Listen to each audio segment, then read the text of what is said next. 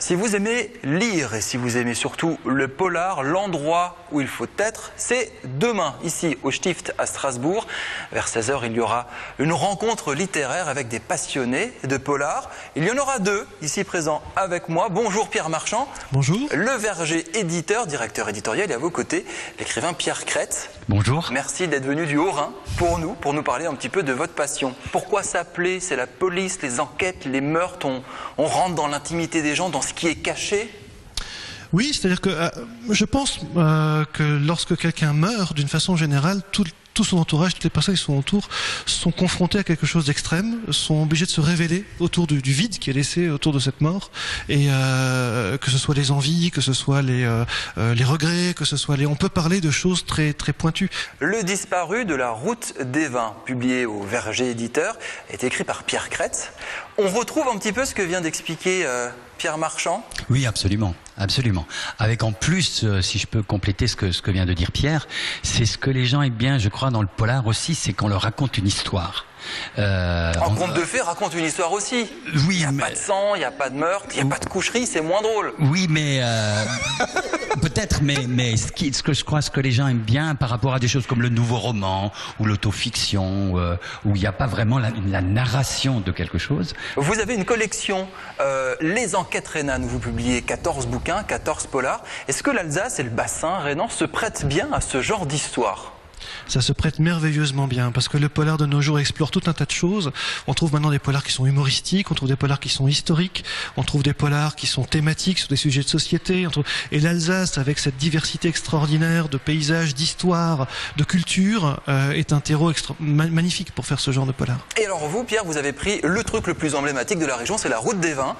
Sauf qu'on ne va pas déguster du vin dans les caves. Vous provoquez un meurtre sur la route des vins, c'est ça ? En tout cas, un cadavre. Vous tuez des touristes allemands en short? Il y a non, pas du tout. Le disparu, s'il s'appelle Oskar Klunk, c'est un monsieur qui a 25 hectares d'un tenant de Riesling à Rebendorf, que vous connaissez probablement, ce fameux village au bord de la route du vin. Et il disparaît un soir alors qu'il promène son chien, comme tous les soirs, il fait le tour du village, mais le chien revient tout seul et Oskar Klunk a disparu. Le pays des cendres, ça a été écrit par vous, Pierre Marchand. Là, on est dans un tout autre domaine. C'est un roman historique imprégné justement dans polar. On peut dire ça comme ça quand on parle d'un roman historique?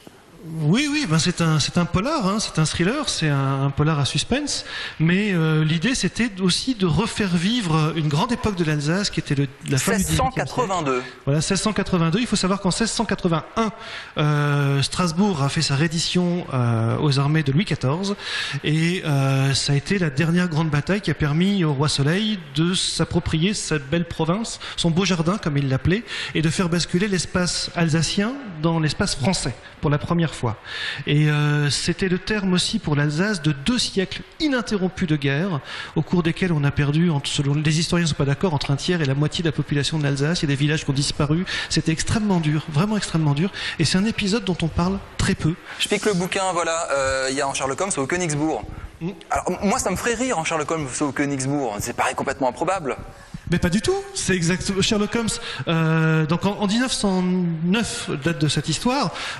Sherlock Holmes est à la retraite depuis peu. Il s'occupe de ses abeilles dans le Surrey, mais oui, je crois que c'est le Surrey ou Sussex. Les Olmésiens vont me corriger. Et c'est vrai qu'il est tout à fait disponible. Il est là. C'est l'époque donc de l'inauguration du château. Il n'y a pas de raison que Holmes n'ait pas pu venir. Il est venu une fois dans les écrits de Conan Doyle. Il a fait une étape à Strasbourg juste avant d'aller aux chutes de Reichenbach, où il est tombé ensuite avec Moriarty. Dernière question, dans les polars, c'est souvent les gentils qui gagnent. On trouve le meurtrier, on trouve celui qui complote. C'est pas un peu dommage, Pierre? Est-ce que chez vous, dans le disparu de la route des vins, on trouve qui a tué le vigneron et il va en prison et tout se finit bien? Oui, on trouve. Mais pourquoi pourquoi il s'échappe pas au dernier moment et il va s'exiler en Allemagne, par exemple? On le trouve parce que j'avais envie qu'on le trouve. J'avais envie qu'on le trouve parce que il avait des raisons tout à fait intéressantes de tuer. Maintenant, je l'ai dit, il y a un cadavre, il y a un mort, il y a un criminel, on le trouve. Et moi, ce qui m'intéressait, c'est de savoir pourquoi. Pourquoi c'est toujours le gentil qui gagne? Ou très souvent, quand même. C'est pas toujours le gentil qui gagne. Ça, c'est une évolution majeure dans la littérature. littérature. Ouais. On a de moins en moins de Walt Disney avec des gentils très gentils et des méchants très méchants, avec des gentils avec un juste au corps où il y a écrit gentil et des méchants avec des costumes noirs. Les personnages sont beaucoup plus complexes. Voilà, les choses sont plus complexes, sont plus proches du réel, de l'âme humaine qui est forcément compliquée. Et ça c'est une évolution importante. Oui. Les enquêtes Renan, Le Verger éditeur, publie Le Disparu de la route des vins de Pierre Kretz. Autre bouquin que je vous conseille, c'est Le Pays des cendres de Pierre Marchand, toujours dans cette même collection. 14 bouquins, on a parlé de Sherlock Holmes également avec Jacques Fortier.